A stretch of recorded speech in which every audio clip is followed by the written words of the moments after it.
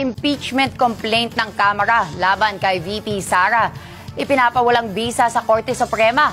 Petitioners, hiniling din sa SC na pigilan ng Senado na aksyonan ang impeachment. Si Moira Encina Cruz sa detalye ng balita. Moira?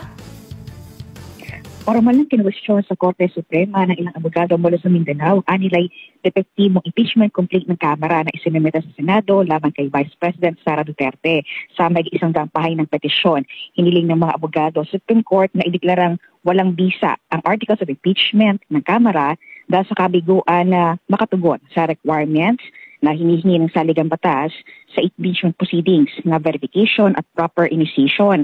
Ang lagdaan nila na mahigit 200 kongresista na pabor sa impeachment ay hindi katumbas ng proper verification.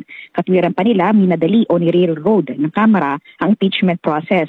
Katunayan nito ay hindi nila binigyan ng due process at walang abiso si VP Sara bago ang paghahain ng impeachment complaint. Hindi rin nila dumaan sa pag-review at deliberasyon ng Committee on Justice ng Kamara ang ika-apat na impeachment complaint na nakasaad sa rules ng Kamara ukol sa impeachment.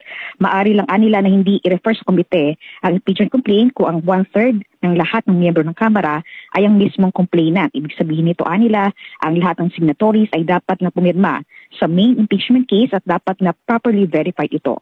Kaugnay nito ay hiling ng petitioners sa SC na pigilan ang Senado na aksyonan ang nasabing impeachment complaint at huwag simulan ng impeachment trial dahil sa depektibo at invalid ang articles of impeachment.